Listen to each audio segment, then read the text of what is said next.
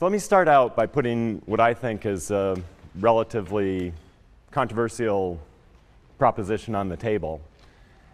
And that's that this investment management business, when stripped down to its bare essentials, is really quite simple.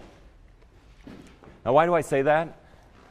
Well, I think if we took the group here today and divided you up into smaller groups of 4 or 5 or 6, and ask you to talk about what's really important in managing a portfolio that has a very long time horizon, I think that almost all the groups would come to very similar conclusions. If you're investing with a long time horizon, having an equity bias makes sense. Stocks go up in the long run. Bob Shiller's friend Jeremy Siegel wrote a book that has the very simple title, Stocks for the Long Run. We've assigned that. Oh, well, the book is assigned. You all know it. But the other thing that I think would come out of the discussions is that diversification is important. I mean, anybody who's read a basic finance text, as a matter of fact, I think anybody who thinks about investments in a common sense fashion knows that diversification is an important fundamental tenet of portfolio management. As a matter of fact, Harry Markowitz called diversification a free lunch. Right? We spend all our time in intro econ figuring out there ain't no such thing as a free lunch. But Markowitz tells us that diversification is a free lunch. For any given level of return, you can reduce the risk. For any given level of risk, you can increase the return. Sounds pretty good. So that's pretty simple, right? 2 tenets: an equity bias for portfolios with a long time horizon, and diversification. Bob mentioned in his introduction that I showed up at Yale in 1985 after having spent 6 years on Wall Street, and I was totally unencumbered by any portfolio management experience. So I thought that was pretty neat. Here I was back at Yale with $1 billion portfolio. It seemed like a lot of money at the time. No portfolio management experience. What do I do? Well, one of the things that I think is a sensible thing to do in life is look around at what others are doing. So I looked at what colleges and universities had done in terms of asset allocation. Turns out that 50% of endowment assets in the mid-1980s were invested in common stocks. 40% of endowment assets were in U.S. bonds and U.S. cash, and 10% in a smattering of alternatives. Well, I looked at that and I thought, this doesn't really make a lot of sense. You have half of your assets in one single asset class, U.S. common stocks. You've got another 40% of your assets in U.S. bonds and cash. So 90% of your portfolio is in domestic marketable securities, and only 10% invested in things like real estate or venture capital or private equity, hardly enough to make a difference in terms of the portfolio's returns. So unencumbered by, I guess, the conventional wisdom, we started out at Yale on a path that I think has fundamentally changed the way that institutions manage portfolios. A few years ago, I wrote a book called Pioneering Portfolio Management. The reason you could put an audacious title like Pioneering Portfolio Management on the cover of the book was that we moved away from this traditional model with 50% in stocks and 40% in bonds and cash to something that was much more equity-oriented and much more diversified. And so what I'd like to do today is talk to you about how it is that we moved from this old model to what it is that today many institutions call the Yale model. And the way that I would like to talk about this journey that we took is by looking at the tools that we have available to us as investors, and these tools are the same tools that we have whether we're operating as individual investors or institutional investors, and describe how we employ those tools at Yale and how they led us to the portfolio that we have today.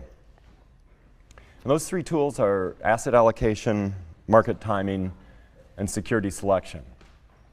The first, asset allocation, basically deals with which assets you have in your portfolio and in which proportion you hold each of those assets. The second, market timing, deals with short-term deviations from the long-term asset allocations that you establish. And the third, security selection, speaks to how it is you manage each of your individual asset classes.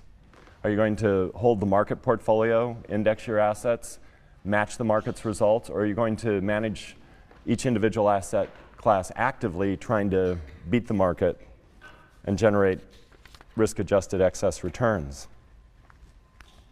So let's start out with the first, asset allocation.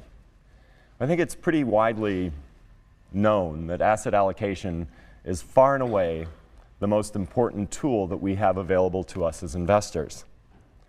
As a matter of fact, it's so widely believed that asset allocation is the most important tool that I think some people have come to the conclusion that it's some sort of law of finance that asset allocation is the most important tool.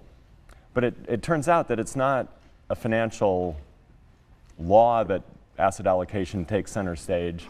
It really is more a description of how it is that we behave. Yale actually has a lot more than the $1 billion that we started with in 1985. I think the estimate sheet that I got yesterday morning said that we've got about $22.5 billion, so that's been a nice run. If I went back to my office after speaking with you this morning and took Yale's $22.5 billion and put all of it into Google stock, asset allocation would have very little to say about what Yale's returns would be. As a matter of fact, security selection would absolutely dominate the results. The idiosyncratic behavior of Google stock from the time that we purchase it to the time that we sell it would define Yale's returns. Or alternatively, if I went back to the office and took Yale's $22.5 billion and decided that I was going to day trade bond futures, well, security selection wouldn't have anything to say about the returns. Asset allocation wouldn't have anything to say about the returns. The returns would be attributable solely to my ability to market time the bond futures market. Now, I'm not going to do either one of those things. I'm not going to put Yale's entire portfolio in Google stock. I'm not going to go back and take Yale's entire portfolio and day trade bond futures, in part because it would be bad for me personally. I think I would be fired as soon as people found out what it was that I was doing with the portfolio. And overwhelmingly more important, it would be bad for the university. It's not a rational thing to do. So what will happen is that Yale will continue to hold a relatively well-diversified portfolio as defined by the range of asset classes in which it invests. And when you look at each of those individual asset classes, domestic equities, foreign equities, bonds, real assets, absolute return, and private equity, each of those individual asset classes is going to be relatively well-diversified in terms of exposures to individual positions or individual securities. And because that's true, then asset allocation ends up being the overwhelmingly important determinant of the university's results. Because we hold relatively stable, relatively well-diversified portfolios, security selection turns out not to be an important determinant of returns for most investors. And market timing turns out not to be an important determinant of returns. And the last man standing is asset allocation.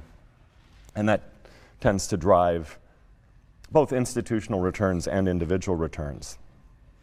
Roger Ibbotson, who is a colleague of Bob Shiller's and mine at the School of Management, has done a fair amount of work studying the relative importance of these sources of returns, and he's come to the conclusion that over 90% of the variability of returns in institutional portfolios is attributable to asset allocation. And that's the number that I think most people here cited when they are looking at Roger Ibbitson's work, I think one of the more interesting and even simpler concepts that comes out of his study is that more than 100% of returns are defined by asset allocation. Now, how can that be true? How can asset allocation be responsible for more than 100% of investment returns? Well, it can only be true if security selection and market timing detract from institutional returns or individual returns in the aggregate. And of course, if you think about it as a community, the investment community is going to lose from security selection decisions, right? If security selection is a zero-sum game, right, the amount by which the winner wins equals the amount by which the loser loses, winners and losers being defined by performance after a security selection bet has been made, well, that sounds like a zero-sum game, but then if you take into account that you create market impact when you trade, that you pay commissions when you trade, and you frequently pay advisors substantial amounts of money, whether they're mutual fund managers or institutional fund managers, there's this leakage from the system that causes the active results for the community as a whole to be negative. Absolutely the same thing is true on the market timing front. I mean, to the extent that you're making these short-term bets against your long-term policy, it requires trading, and trading is expensive. And it's very expensive when you take into account not only the direct costs, but also the costs that you pay advisors to help you make these decisions. So it's not surprising that asset allocation explains more than 100% of returns, and that for the community as a whole, market timing and security selection are costly and lower the community's aggregate investment returns. And it's a little bit of a digression, but one of the things that I've witnessed over the past 20 years is that the leakage of the leakage from the system in terms of the returns that go to the owners of capital, leakage has increased enormously. Think about the advent of hedge funds. 20 or 25 years ago, hedge funds were a blip on the radar screen. Today, they're a very important part of the funds management framework. Well, those hedge funds charge enormously more than what a standard manager of marketable securities charges. Well, that leakage, that 1.5% or 2% that you pay your hedge fund manager plus the 20% of profits really reduces the amount of return that's available for the owners of capital. So this idea that the difference between the returns that you would get if you took your asset allocation and implemented it passively and the actual results that the active investors get, the gap between those two numbers is becoming larger and larger over time, generating more and more returns for the provider of investment management services and lower returns for those that are hiring those external advisors.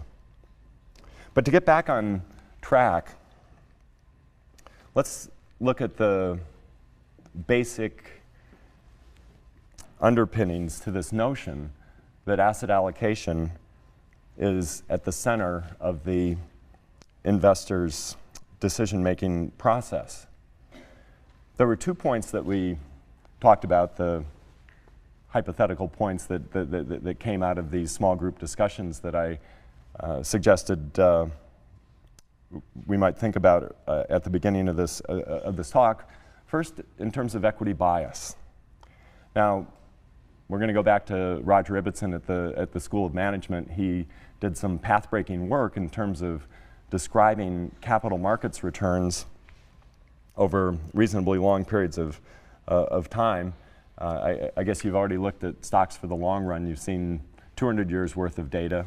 Roger Ibbitson's data goes back to 1925, and these are the actual numbers that we used when we first started doing our mean variance optimization and our simulations, trying to come to conclusions about what the appropriate allocations would be for Yale's portfolio.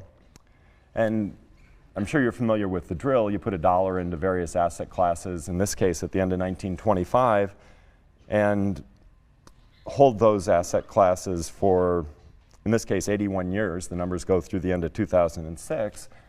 And if you put $1 in Treasury bills, you end up with a 19 multiple.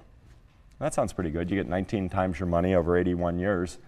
But then if you take into account that inflation consumes a multiple of 11, and you're an institution like Yale that consumes only after inflation returns, putting your money into Treasury bills really didn't get you very much. Well, suppose you step out on the risk spectrum and put $1 into the bond market. Over that 81-year period, you would have gotten a multiple of 72. Well, now we're talking some real after-inflation returns that can be consumed. But when you move from lending money to the government, either short-term with bills or longer-term with bonds, to investing in the equity market, there's a stunning difference in terms of the returns. Just by putting money into a broadly diversified portfolio of stocks, you would have gotten 3,077 times your money.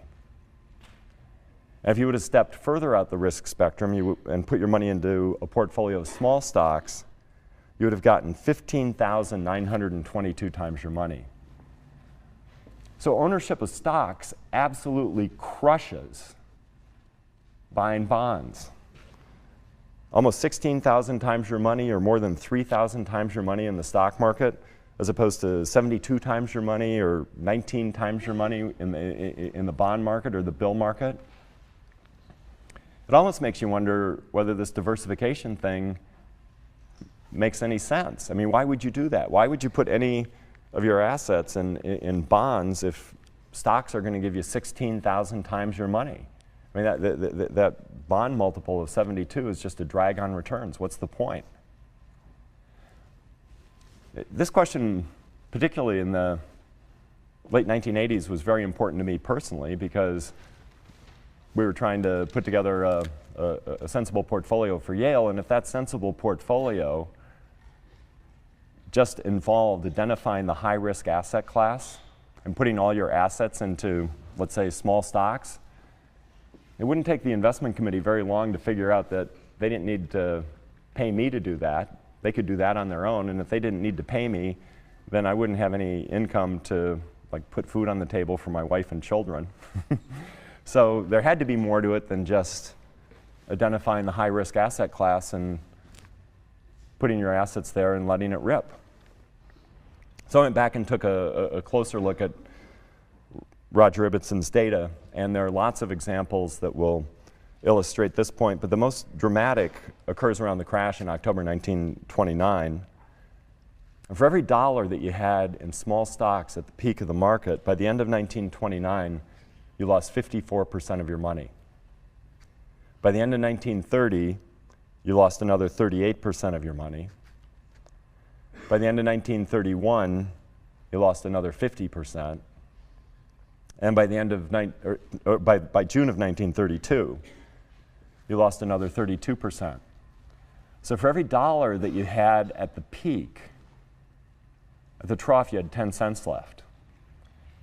And at some point, when your dollars were turning into dimes, you'd say, forget this, this is ridiculous. It doesn't make any sense for me to own these risky small cap stocks. And you would sell your small stocks and put your money where? Either in Treasury bonds or Treasury bills. And of course, that's what the overwhelming portion of the investment community did in the 1930s and in the 1940s and in the 1950s. As long as there was a memory of the searing experience that people had in the equity markets around the time of the Great Crash, people reacted to it by saying, avoid this risky asset. It doesn't make any sense for a fiduciary or for an individual to own these risky things called stocks. As a matter of fact, I was looking at some of the contemporary literature, the popular literature, and there was an article in the Saturday Evening Post that basically said you shouldn't call stocks securities. That was a ridiculous thing to call them. They should be called insecurities because they were so risky. But of course, this attitude came at exactly the wrong time, right? Because if you put $1 into small stocks in June of 1932, by the end of 2006, you would have had 159,000 times your money. So just at the point of maximum opportunity, people were at the point of maximum bearishness about the equity markets. So the takeaways are that an equity bias is an absolutely sensible underpinning for investors with long time horizons, but that diversification is important. You have to limit your exposure to risky asset classes to a level that allows you to sustain those positions even in the face of terribly adverse market conditions. So let's move to the second point, market timing. And I actually have a quotation here. A few months ago, some former students of mine, former colleagues of mine, gave this very nice party at the Yale Club. And I used to teach a big lecture class when I first got to Yale in the late 1980s. And my last lecture always involved taking Keynes's general theory and quoting from it. I think Keynes is one of the most wonderful writers about issues surrounding investment management. And this particular copy was pretty dog-eared. As a matter of fact, it was a paperback copy, and I think it was in about 8 or 10 different pieces. And the people that threw this party remembered that. And so they gave me, at this celebration, it made me wonder if they were trying to tell me that I should retire. I don't know. Felt like a retirement party. I feel like I'm way too young to retire. But as a gift, they gave me a first edition of Keynes's general theory. And I was coming back to New Haven on the train afterwards, and I came across this quote. Keynes wrote that the idea of wholesale shifts is for various reasons impracticable and indeed undesirable. Most of those who attempt to sell too late and buy too late and do both too often, incurring heavy expenses and developing too unsettled and speculative a state of mind. And he's absolutely right. I wrote my first book, I already talked about that, Pioneering Portfolio Management, that deals with the challenges that face institutional investors. Subsequently, I wrote a book called Unconventional Success that deals with individual investors. And in Unconventional Success, I did a study of individual behavior in their mutual fund purchases and sales around the collapse of the internet bubble in March of 2000. And what I did is I took the 10 best performing internet funds and looked at the returns from 1997 to 2002. Now this is, I think, a surprising starting point. If you look at the 10 best performing internet funds from 97 to 2002, the time-weighted return is 1.5% per year, positive. So the funds went way up, and then they went way down, but it's positive 1.5% per year, time-weighted. That's the number that you see in the prospectus or the number that you see in the advertisements. So you say, well, what's the big deal? No harm, no foul. Well, there's another way to look at returns. Those are the dollar-weighted returns, and the dollar-weighted returns actually do a better job of describing the experience of the group of investors that participated in these funds. Dollar-weighted obviously takes into account when the cash flows come in and when they go out. And when you do the dollar-weighted returns, you find out that there was $13.7 billion invested in these funds, and the investors lost $9.9 billion out of the $13.7 that they committed. So the 72% of the money that was invested in these funds was lost. And because of the way that we deal with taxes and mutual funds, you can get a tax bill for gains that were realized by the investment manager turning over the portfolio, even though you might not have held the shares during the period when the gains were realized. And so in addition to losing $9.9 billion, there were capital gains distributions of $3.3 billion, representing about 24% of the money that was invested. So adding insult to injury, you lost 72% of the money, and then you got a tax bill for 24% of the amount that had been put in. Not a very happy experience. After I wrote the book, Morningstar did a much more comprehensive study of every single one of the equity categories that they follow. There were 17 categories of equity mutual funds, and they compared the dollar weighted to the time weighted returns. And in every one of those 17 categories, the dollar weighted returns were less than the time weighted returns. Well, how does that happen? Well, in the same way that these investors in the internet tech funds lost their money. They bought after the funds had gone up, and they sold after they'd gone down. And when you buy high and sell low, it's really hard to generate returns, even if you do it with great enthusiasm and in great volume. So the Morningstar study is incredibly damning in terms of the market timing abilities of individual investors. Systematically, investors are buying after things have gone up, selling after they've gone down, and the problem is most severe in those funds that show the greatest volatility. The gap in what Morningstar calls the conservative allocation fund is 0.3% per year. Now, that's not a huge number, but obviously, when you're hoping to beat the market by a point or two, losing by 0.3% per year because of your market timing inability is a bad thing. But if you look at the tech fund category, the difference between the dollar-weighted and the time-weighted returns, this is over a 10-year period, is 13.4% per annum. That's stunning.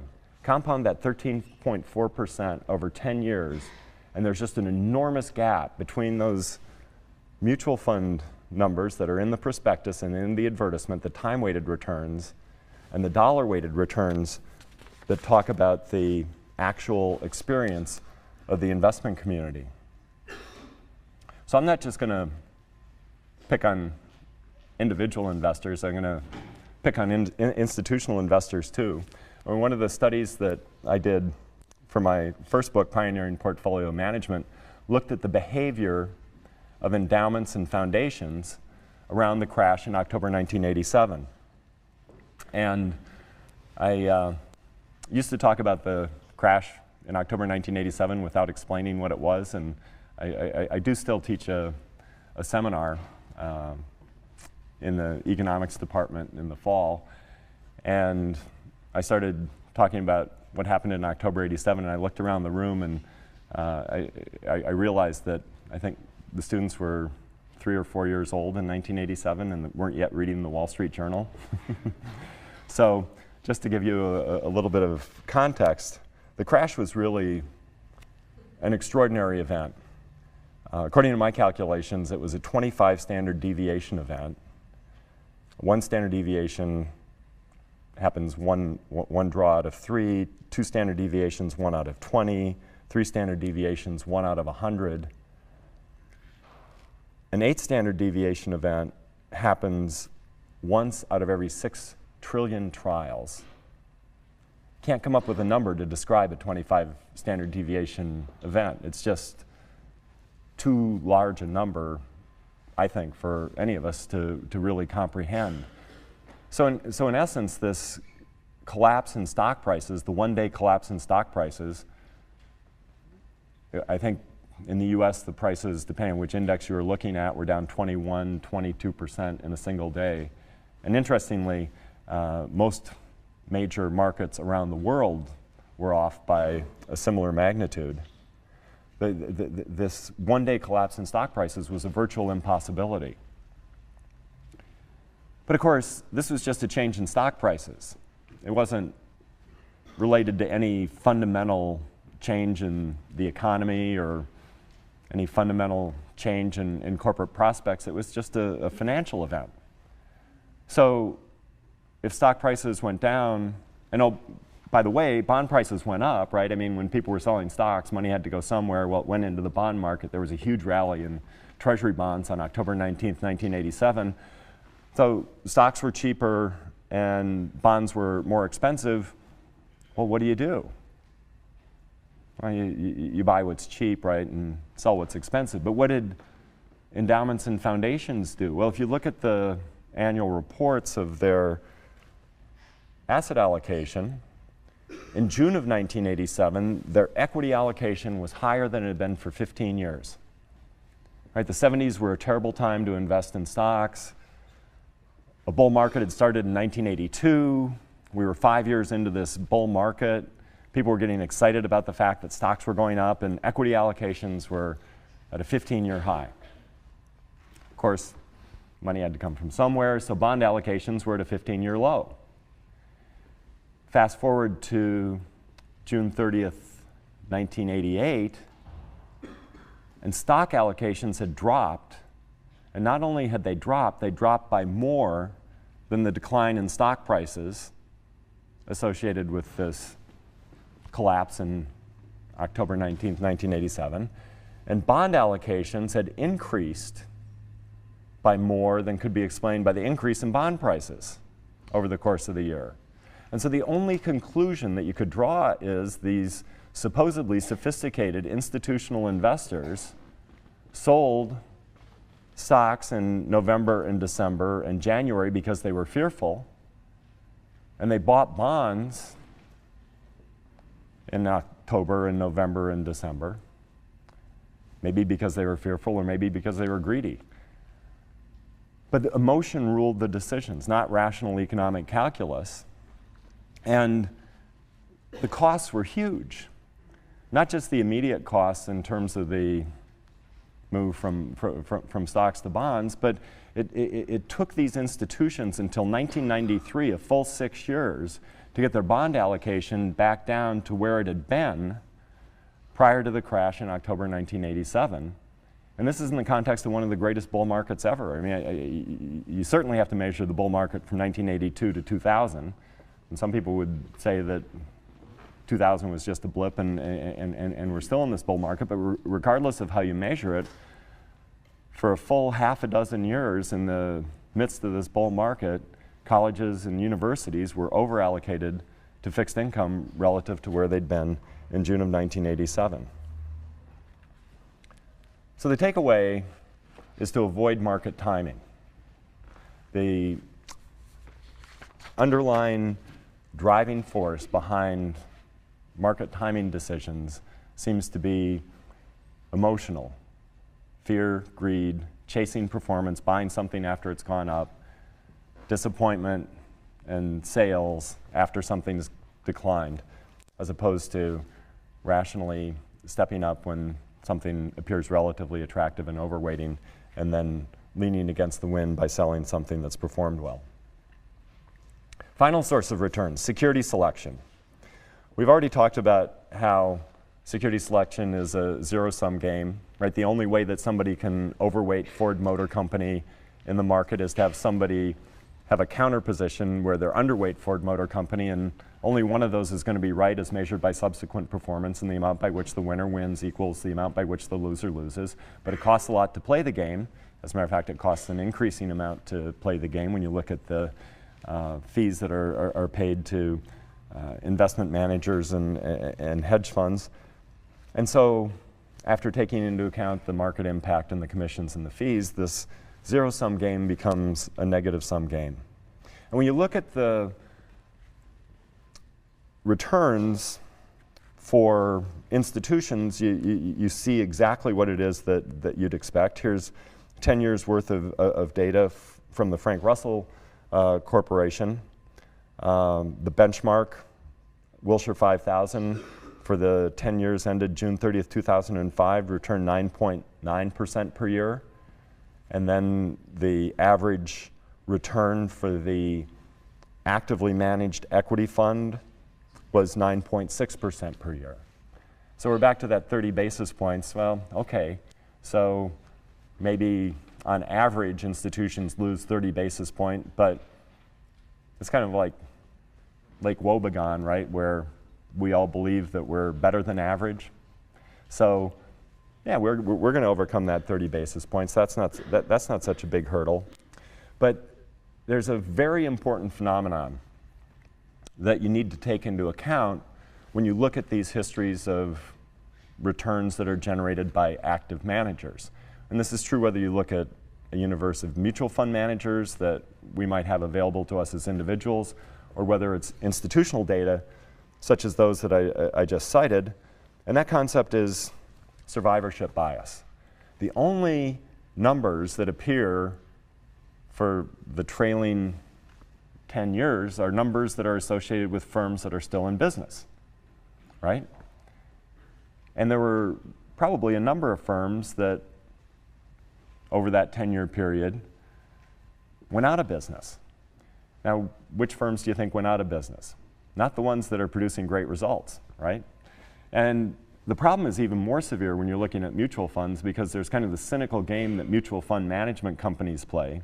If they have an underperforming fund, sometimes they allow it to die a dignified death, although that doesn't happen very often. What they usually do is they take the underperforming fund and they merge it with one that has a better track record, and all of a sudden the underperforming fund's record disappears and the assets are in a fund that has a better record, a record that you can actually market. And then when we look at the statistics, all we see are a lot of assets in the fund that performed well, and the underperforming fund that was merged out of existence isn't there anymore. So how important is this survivorship bias? If you look at the Frank Russell data, and I just cited 10-year returns ending June 30th, 2005, so that period started in 1996. Well, in 1996, there were 307 managers that reported returns. And by the time 2005 rolled around, there were only 177 managers that reported returns. So 130 managers disappeared. Now, more than 130 managers failed because in addition to survivorship bias, there's something called backfill bias. And that's when a new manager appears subsequent to the beginning of the 10-year period. They'll put not only the new numbers in, but they'll take the history of the new manager and put that history into the database. And which direction is that going to move the numbers?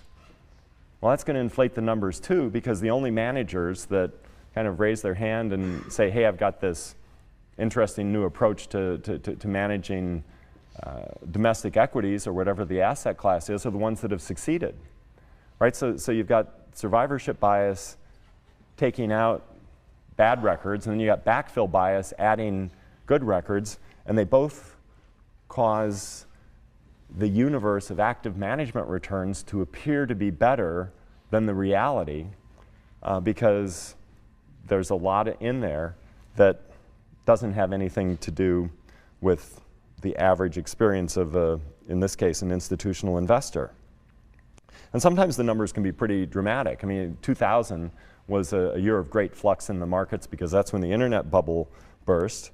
And if you looked at the domestic equity return, the average return that was posted in 2000, it was minus 3.1%. But then if you fast forward to 2005 and look at the average return that was posted for 2000, it was positive 1.2%. So the combination of survivorship bias and backfill bias for that 1 year made 4.3 percentage points difference, right? As reported contemporaneously in 2000, the number was minus 3.1. But if you look at the number reported for 2000, 5 years later, because bad records had disappeared and good records had been added, all of a sudden the average experience for that year went up to 1.2%. So this is incredibly important because when you look at this number that we started out with, saying, oh, the benchmark was 9.9, but net of fees, the managers on average only lost 30 basis points or 0.3%, you'd say, well, that's a game I don't mind playing. But then if you adjust for survivorship bias, you end up concluding that the deficit wasn't 0.3%, but the deficit was actually 2 full percentage points. And in a world where if you can win by a percentage point or two relative to the market, to have the average be minus 2 full percentage points is pretty daunting. So that's the kind of issue with survivorship bias and backfill bias in the relatively established asset class of domestic equities. The problem is even more severe when you look at something that's relatively new, like the hedge fund world. Now, why is that? Well, if hedge funds first became mainstream maybe 15 years ago, then what are you looking at in terms of history? The only history that you would have had 15 years ago would have been those funds that produce great returns, right? So it's all identified after the fact. At least in the domestic equity world, you've got a pretty stable base that you were looking at 10 years ago. So the survivorship bias and the backfill bias would be much, much more of a problem in the hedge fund world. Burt Malkiel, who wrote a book called A Random Walk Down Wall Street, which if it's not on your reading list, you ought to pick up and take a look at, because it's really fun to read, but it's also extremely insightful. Took a look at survivorship bias and backfill bias in the hedge fund world, and he looked at a group of hedge funds that numbered 331 in 1996. And by 2004, 8 years later, 75% of them had disappeared. So looking at this particular group, he estimated survivorship bias to be 4.4% per year and backfill bias to be 7.3% per year. So we're talking about a group of funds that in aggregate probably produce somewhere in the low teens returns, and he's got 11.7% per year combined survivorship bias and backfill bias. Roger Ibbotson took a look at a larger group of funds, 3,500 funds over a 10-year period, and found survivorship bias at 2.9% per year and backfill bias at 4.6% per year. So huge amounts of institutional funds and individual funds are going into this hedge fund world. You look at the returns that are reported for hedge funds in aggregate, they're generally 12, 13, 14% per year for the last 5 or 10 years.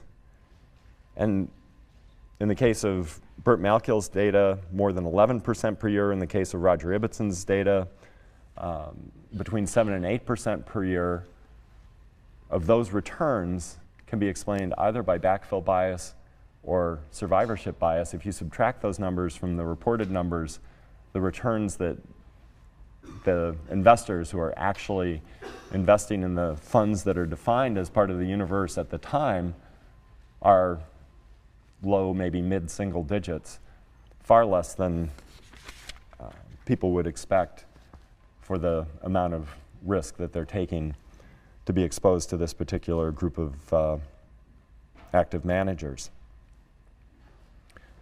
The final point that I want to make with respect to security selection actually is a little bit different. It has to do with the degree of opportunity. And this is once you've decided that you're going to be an active manager and try and pursue market-beating strategies, how do you decide where it is that you want to spend your time and energy? Now, I think it's logical that if you're going to try and beat the markets, you'd want to beat the markets where the opportunity was greatest. Where's the opportunity greatest? The opportunity is greatest where assets are least efficiently priced. How do you figure out where things are least efficiently priced? Well, unfortunately, financial economists don't have any direct measures of market efficiency. But I think there's a story that you can tell about groups of active manager returns that will help point you toward those asset classes that are least efficiently priced. If an asset class has constituents that are efficiently priced, then it's very hard to generate excess returns. As a matter of fact, if things were perfectly efficiently priced, there wouldn't be any opportunity to generate excess returns. And if you make active bets, if you make bets against the market, then whether you win or lose has to do with luck. So how are managers going to behave in an asset class where things are efficiently priced? Well, they're not going to make big bets, right? If they do make big bets, maybe they get lucky once or twice or 3 times, but ultimately their luck's going to run out, and when their luck runs out, they'll post bad results and get fired. Well, how do you stay in business? You stay in business by looking a lot like the market. So what market might be efficiently priced? Well, the bond markets in general, and the high quality bonds in particular, are probably easiest to value, right? It's all about math, right? In a government bond, you don't have to worry about default. Generally, you don't have to worry about optionality or call provisions. And so it's math. You're given coupon payments every 6 months, and then when the bond matures, you get your money back. So there's not a lot of room in the government bond market or other high-quality bond markets to generate excess returns. How about the other end of the spectrum? Well, the other end of the spectrum is a market that is very hard to define. As a matter of fact, there might not even be a benchmark against which you can measure results. And you'd think about the venture capital world, right? I mean, how do you hug the market in the venture capital world? You can't. It's very idiosyncratic. If you're doing early stage venture investing, you're backing entrepreneurs and ideas, and they're operating out of their garage. I mean, this romantic notion of what goes on in Silicon Valley actually still holds true in a lot of cases. But there's absolutely no way as a venture capital investor you could index the venture capital market. So if you look at the behavior of groups of active managers and the dispersion of returns, I think it gives you some idea of what the efficiency is with which assets in these individual asset classes are priced. And just as I foreshadowed, if you look at the difference between the first and third quartile in the bond market, these are active returns over a 10-year period, again ending June 30th, 2005. In the fixed income market, the difference between first and third quartile is 0.5% per annum. That's an incredibly tight distribution of returns, right? Half of the returns are within a spread of 0.5%. And then as you move out to the equity markets, where it's harder to price things as efficiently, large cap stocks, there's 2 full percentage points first to third quartile. Small cap stocks are tougher to price than large cap stocks, so there's a 4.7 percentage point differential first to third quartile. The hedge fund world, 7.1% first to third quartile. Real estate, 9.3% per annum. Leveraged buyouts, 13.7% per annum. This is over a 10-year period, so now we're starting to talk some pretty significant dispersion. And of course, in the venture capital world, the least efficiently priced of all, there's a 43.2 percentage point differential between the top quartile and the bottom quartile. So if I'm going to be active in terms of managing my portfolio, should I spend my time and energy trying to beat the bond market? Where even if you can find somebody who's going to be a first quartile manager, there's almost no difference between the first quartile return and the third quartile return. Or should I spend my time and energy trying to find a top quartile top quartile real estate manager, or buyout manager, or venture capital manager? I think the answer is pretty obvious. You want to spend your time and energy pursuing the most inefficiently priced asset classes, because there's an enormous reward for identifying a top quartile venture capitalist and almost no reward for being in the top quartile of a high quality bond universe. So the overall conclusions are that with respect to asset allocation, you want to create an equity-oriented diversified portfolio. With regard to market timing, you don't want to do it. And with respect to security selection, you want to consider your skills and you want to consider the efficiency of markets when you're making your decisions as to whether or not to pursue passive management or active management. And so where did this lead us in terms of Yale's portfolio? Our current portfolio has 11% allocated to domestic equities, 15% to foreign equities, and 4% to bonds. So traditional marketable securities account for 30% of assets. The absolute return portfolio, which is a group of hedge funds that strive to produce fundamentally uncorrelated returns, accounts for 23% of assets. Our real assets portfolio, which includes timber, oil and gas, and real estate, amounts to 28% of the portfolio. And private equity, which includes venture capital and leveraged buyouts, is 19% of assets. So 70% of the portfolio is in absolute return, real assets, private equity, alternatives broadly defined. And if you take this portfolio and apply the tests that we articulated at the outset of the lecture today, equity orientation and diversification, the portfolio is clearly equity oriented.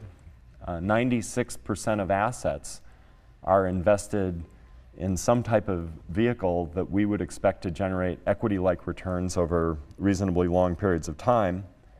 And in terms of diversification, there are half a dozen asset classes with weights that range between 4% and 28%. And so if you just came down and took a look at that and compared it to 50% in domestic stocks and 40% in domestic bonds and cash and 10% in a smattering of alternatives, you'd say that this is really a much, much better diversified portfolio than the one with which we started. And the results have, they've been okay. Over the past 20 years, we've generated a 15.6% per annum return. But that headline number obviously has a lot to do with the equity orientation of the portfolio, but doesn't describe the importance of the diversification. We've had no down years since 1987.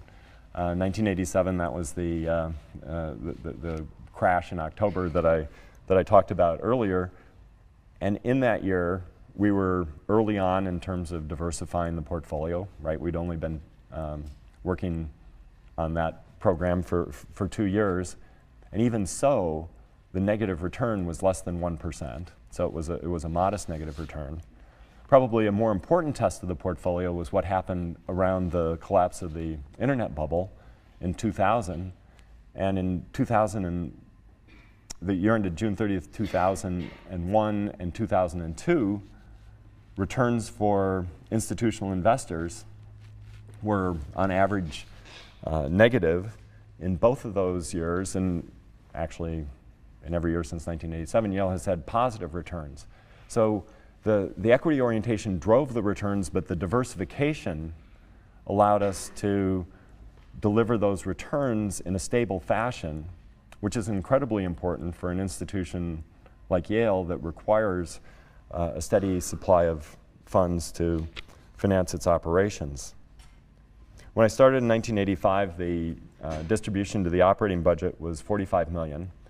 That represented 10% of revenues, and that was the lowest level for the entire century, the entire 20th century, 10% of revenues. The amount that we're spending for the year ended June 30, 2008 is $843 million. That represents 37% of revenues. And we're projecting expenditures for the following year of $1.15 billion, which will be about 45% of revenues. So the results have been really quite extraordinary. My favorite way to measure the results is actually to compare what Yale achieved with what we would have had if we would have just experienced average returns over the past 20 years. And the difference between the average return for colleges and universities and Yale's returns has added $14.4 billion to the university's coffers. And whether you measure it in terms of dollars of value added or in terms of returns, Yale has the best record among colleges and universities for the past 2 decades. So with that, I'd be happy to take any questions that you might have.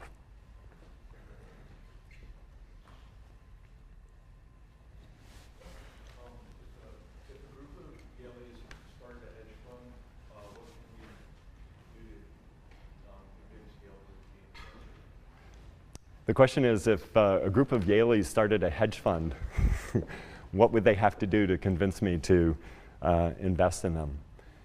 One of the things that we've done over the years has been open-minded about backing groups that don't have traditional investment credentials. If you went to a corporate pension plan or a state pension manager, they'd have a very bureaucratic process, probably a 50 or 100-page questionnaire that you had to fill out. You'd have to deal with consultants. You'd have to have 10 years or 5 years worth of audited performance statistics. We tend to think that that's not the richest pond within which we should fish. We think that the more interesting investment opportunities are kind of outside of the mainstream, with more entrepreneurial firms and ones that might have less traditional backgrounds. That said, we just don't take flyers on people that we think have interesting resumes. We want to have a demonstrated ability to operate in the markets that the investment management firm is suggesting that we back them. And I would say part of what we look at are hard quantitative factors, but probably more important than the numbers are the soft qualitative attributes. It's almost like what you look for in a Boy Scout or a Girl Scout, right? You want people of high integrity. You want people of unimpeachable character. You want people that are smart, incredibly hardworking. And in the investment world, you want somebody who's really obsessed with the markets. I mean, somebody who doesn't define winning by getting as rich as they possibly can, because if that's their goal, there are all sorts of things that they can do to get rich that don't have anything to do with generating investment returns. We want people who are maniacally focused on beating the markets, generating superior investment returns. And that's an incredibly important distinction, because think about it. If what you want to do is get rich, you can put together a reasonable investment record and then raise staggering amounts of money. Size is the enemy of performance, right? So that staggering amount of money then impairs the fund manager's ability to continue generating excellent returns, but they can stay in business and collect the fees that they get for having this huge pile of money. The type of manager we're looking for is somebody who strives to generate excellent returns, and they'll frequently raise modest amounts of money and close to new investors, measuring their success by beating the market, not by generating huge flows of fees for themselves.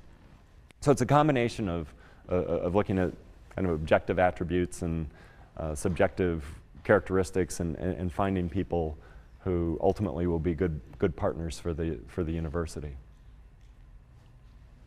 How has Yale's endowment dealt with the fall in house prices? You said we invest in real estate. Yeah, the question is how we've dealt with decline in housing prices. We don't have really much of any direct exposure to home builders or to the housing industry. Most of our real estate exposure is institutional acquisitions of office buildings, largely in major markets, central business districts. So you'd find Yale with interests in office buildings in New York, Washington, D.C., Chicago, San Francisco, Los Angeles, some in secondary markets as well, but predominantly in large metropolitan downtown areas. There's also some hotel investments, retail properties, smattering of industrial properties, not a lot of exposure to individual houses. The only way that we would get that occasionally would be through some sort of lot financing activities, but that's not something that I've generally liked. I don't think the housing industry in general is a good place to be because of its sometimes violent cyclicality. We did have a large short position in subprime mortgage-backed securities, which has paid off enormously for the university and really helped protect assets in the past 9 months or a year. And yeah, I think that generally speaking, and Bob Shiller can speak to this with a lot more authority than I can, this bubble was not something that should have surprised people. And I thought the university positioned itself well to take advantage of this really not surprising collapse in housing prices. Isn't that market timing? I mean, it all depends on your perspective. I think market timing, as I've defined it, has to do with short-term deviations from your long-term policy targets. So I mentioned that our domestic equity target was 11%. If I came to the office next week and decided domestic stocks were too high, I want to move that target down to 8%. In the way that I've described market timing, that would be a market timing move. And we're very careful not to do that. We establish these targets, we review them once a year. We don't make changes in many years. They're quite stable. And when we do move them, we don't move them by a lot. But that doesn't mean that we don't manage the portfolio actively. So if we see areas that are particularly interesting, we're more than happy to deploy capital to take advantage of what we think are cheap assets or expensive assets. We made a big bet against internet stocks in 1999 and 2000. That was very profitable for the university. As I mentioned, there was a big bet that credit spreads, both in mortgages and in corporates, were way too narrow in the past couple of years, and that we thought that if they were priced rationally, those spreads would widen, and we put ourselves in a position to profit from that. And today we're looking at opportunities in distressed securities.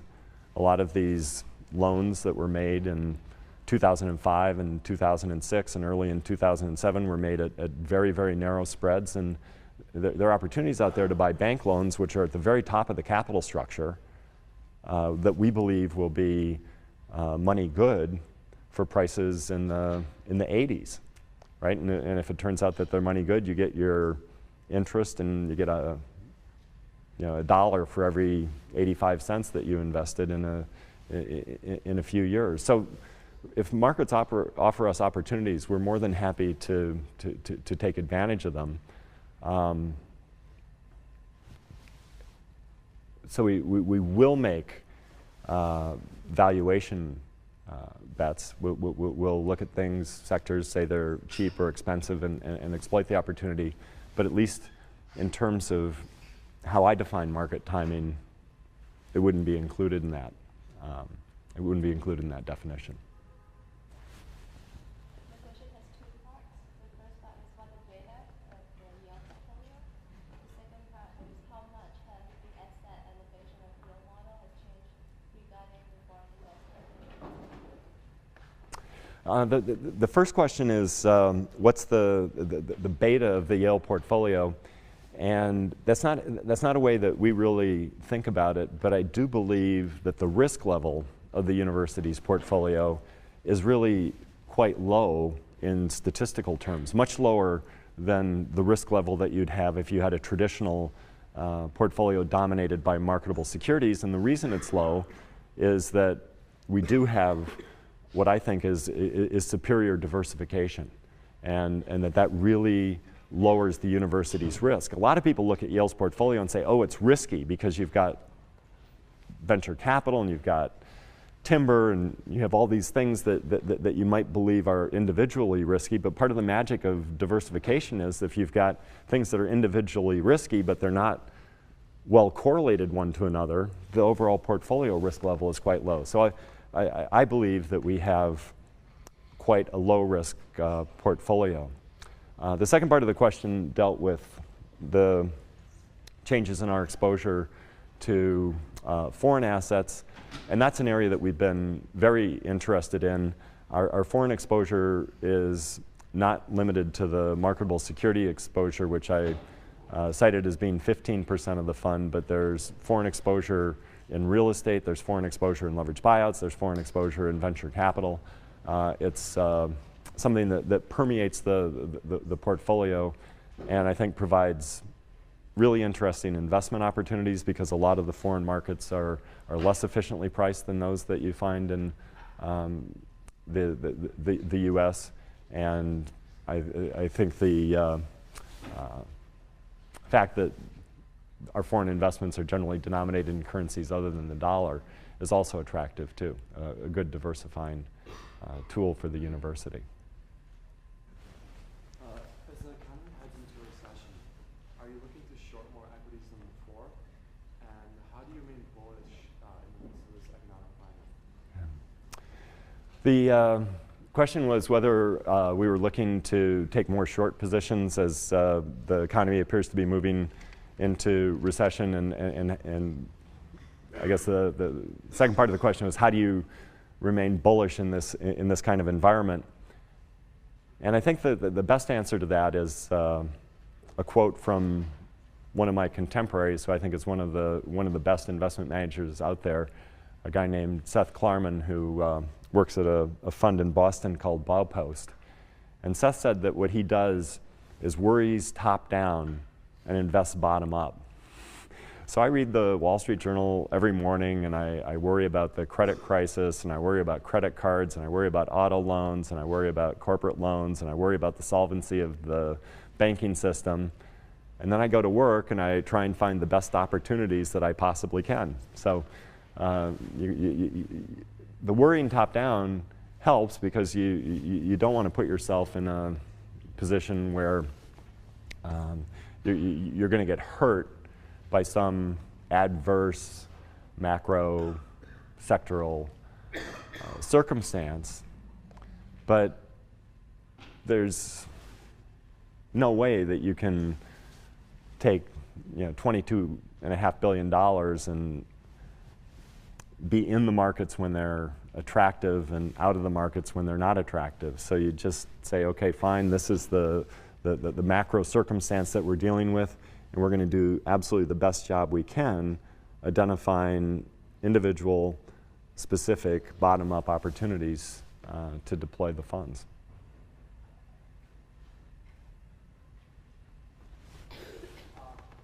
How can you successfully reach the bottom without catching a falling bottom? My question is, in times when the market is stressed, how can you successfully reach the bottom without catching the line when the market is still declining? Yeah. Well, I think one of the question is how can you successfully invest in a market where, I guess what people say is you might catch a falling knife, right? You buy something that's down 30%, but it's got another 50% to go. And I think it just has to do with time horizon, particularly if you have a value orientation. You tend to buy things early, and if you bought them with a good, sound, fundamental investment case, and prices are down from where you made your purchase, have enough dry powder so that you can purchase some more at the now lower price, but have enough confidence in your thesis to be able to hold the position through the decline and wait for the markets to recognize the value that you identified. I think one of the most pervasive problems in the financial markets is investment with too short a time horizon. I mean, the fact that people look at quarterly returns of mutual funds is incredibly dysfunctional. I mean, there's no way that you can expect somebody quarter in and quarter out, or month in and month out, to produce superior returns. There just aren't pricing anomalies that are significant that are going to resolve themselves in a matter of months or weeks, and so it's a silly game to play.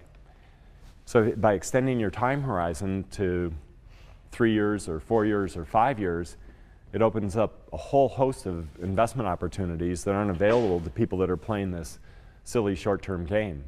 And so it's not a big deal to buy something, you know, at a price that you think is attractive, have it go down 20 or 30 or 40%. That ought to be almost a positive thing, because you get a chance to add to the position at even lower prices, as long as you're ultimately right that sometime in the 3 or 4 or 5 year time horizon you have, your investment thesis proves out and you're ultimately able to exit the position at a profit. Is there any housing index Oh, the questions about housing indexes, I'll defer those to Bob Shiller. I couldn't answer a question like that in front of him. Great, thank you very much.